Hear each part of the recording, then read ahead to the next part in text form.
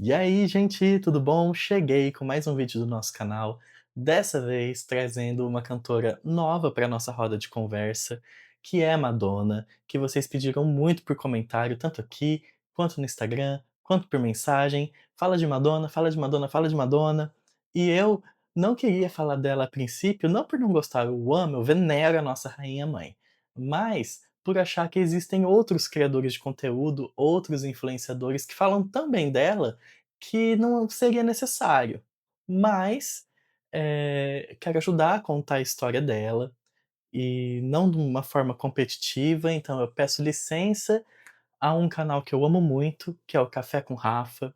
Se vocês gostam do meu canal, vocês vão amar o canal dele. Sigam ele, eu vou deixar o link aqui, porque ali vocês vão saber tudo, tudo, tudo, tudo. Tudo que eu aprendi de Madonna, aprendi com ele, aprendi com Madonna Online. Então eu peço licença a eles, com muito respeito, para eu também poder ajudar a contar a história da nossa diva. E ó, para detalhes, né, sobre a vida dela e tudo mais, Madonna ainda não tem uma autobiografia. Então eu vou usar a que eu mais gostei até agora, que é essa aqui. Então a gente vai seguir por esse livro. Se você está chegando agora aqui no canal, eu conto as histórias das cantoras que eu gosto. Mariah Carey, Whitney Houston, Shakira, Janet Jackson, por aí vai. E eu uso muito dos livros, as biografias não oficiais, as autobiografias, para ir contando a história e cruzando ali com dados de Billboard, Rolling Stone e tudo mais. Então, ó, vamos seguir essa aqui. E vale dizer também que tem um cupom meu lá na loja Mais Pop para camisetas, para CDs, para DVDs, para itens de colecionador, tudo, tudo, tudo, tudo, tudo, gente. Usa o meu cupom lá, Mancini, e você vai ter 10% de desconto. Então, se você tá chegando agora e quiser dar uma olhadinha nos vídeos que já tem aqui, tem vários de Mariah, vários de Whitney, tá tudo organizado por playlist, bem bonitinho, bem organizadinho para você conseguir se encontrar. Agora vem que tem história pop. A nossa história começa em uma pequena cidade industrial chamada Pontiac, ao norte de Detroit, parte do ecossistema automobilístico daquela região. Em um certo ponto da rodovia que conecta uma cidade à outra está o Silverdome, e em frente ao estádio há um pequeno bairro de operários. Foi ali que Madonna nasceu, na rua Thors, número 443. Mas antes de conversar, né, sobre a infância de Madonna, é importante a gente retomar alguns dos seus ancestrais. Vem comigo. O avô de Madonna, Gaetano Ciccone, nasceu na região Abruzzo, lá na Itália. Desembarcou nos Estados Unidos em 1920, em Alicpa, no estado de Pensilvânia. Ali, o seu Gaetano ele foi trabalhar numa fábrica de aço. Depois que reuniu uma grana, ele voltou para a Itália e buscou sua esposa, a dona Michelina. De volta aos Estados Unidos, o casal criou 6 filhos, 5 dos quais seguiram os passos do pai e foram trabalhar na fábrica, menos um.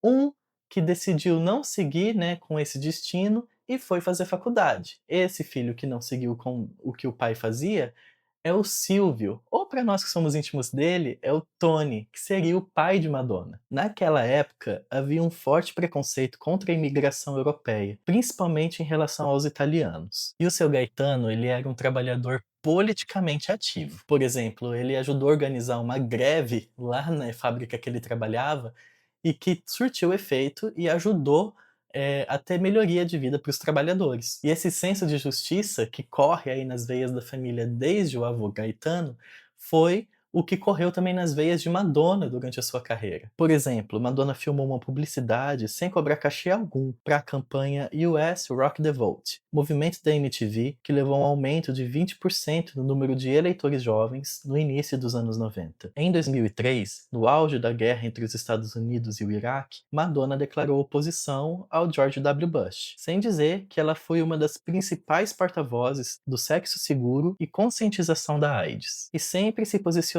contra a discriminação, seja em respeito às questões de raça, gênero ou sexo. Tony, o pai de Madonna, também teve seu traço de rebeldia, né? Ele se recusou a seguir com a vida que os irmãos e o pai levavam e escolheu ali um destino que não se resumia à fábrica. Ele estudou engenharia na Universidade de Geneva, na Pensilvânia, após um breve período no Texas, prestando serviço militar para as forças aéreas. Um belo dia, ele volta ao Texas para ir no casamento de um amigo que ele fez quando estava ali nas forças aéreas. E nesse casamento havia uma dama de honra chamada Madonna Fortin, descendente franco-canadense e muito, muito, muito católica. E eles começaram a namorar quase que imediatamente. O namoro durou ali 3 anos, né, à distância, então era longe, aí depois eles se viam, aí ficava longe de novo, desse jeitinho assim. Até chegar ao casamento, que aconteceu em 1º de julho de 1955. O primeiro filho do casal nasceu em 56, Anthony. O segundo, o Martin,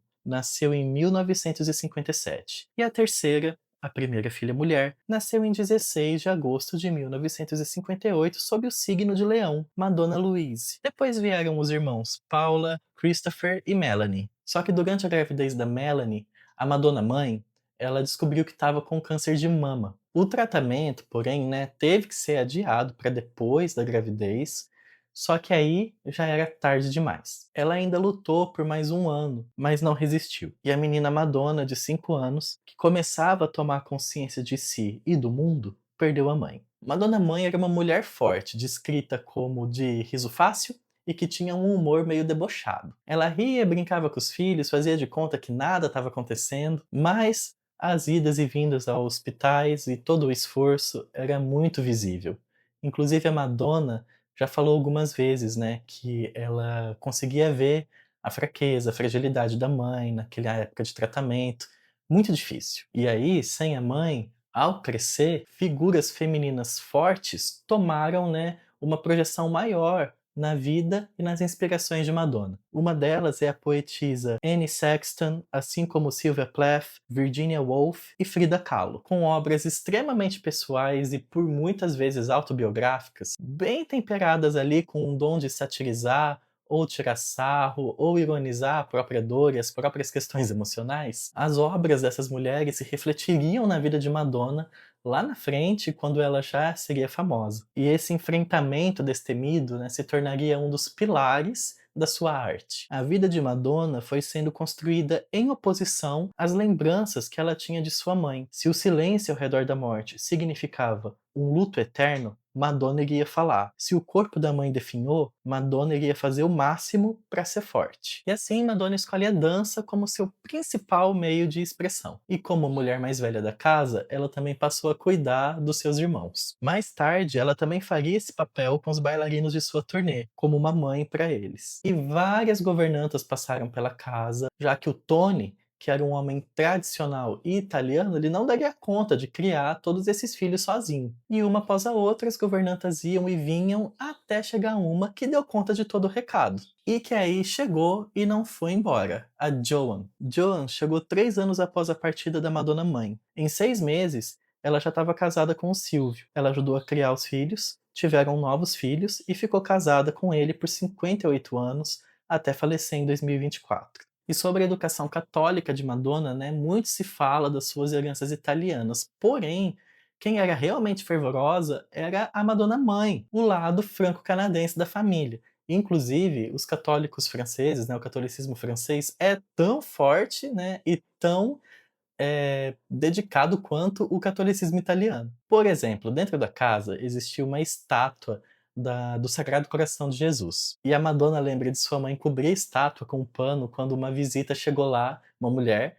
usando calça jeans. Curioso, né? Em 1989, a capa do álbum Like a Prayer traz o close na calça jeans vestida por Madonna. E dentro do catolicismo, a Madonna ela sempre se atentou às vestimentas e aos rituais. Madonna era fascinada pelas freiras da escola que ela frequentava e reparava muito na forma como elas se vestiam e viviam. Os hábitos que as freiras usam são assim um símbolo da sua renúncia e da sua entrega. Quando uma freira faz os votos, ela se deita no chão prostrada diante da cruz. Imagem que Madonna reproduziu várias vezes em sua carreira, mas eu posso destacar aqui essa imagem reproduzida no livro Sex e também na Confessions Tour, quando ela se deita à frente da cruz de espelhos. E muito intrigada com os relances ocultos de sexualidade reprimida ali na Igreja Católica, compreender a união entre sexo e religião se tornou quase que uma missão para ela. Um vínculo que ela voltaria a abordar em sua carreira de forma recorrente. Em 1968, a família de Madonna se muda para Rochester. Agora em uma nova escola, a West Junior High, Madonna passou a fazer aulas de sapateado, jazz e teatro. Boa aluna, ela só tirava nota máxima e por isso, em 1972, ela foi transferida para uma escola maior, A Adams High.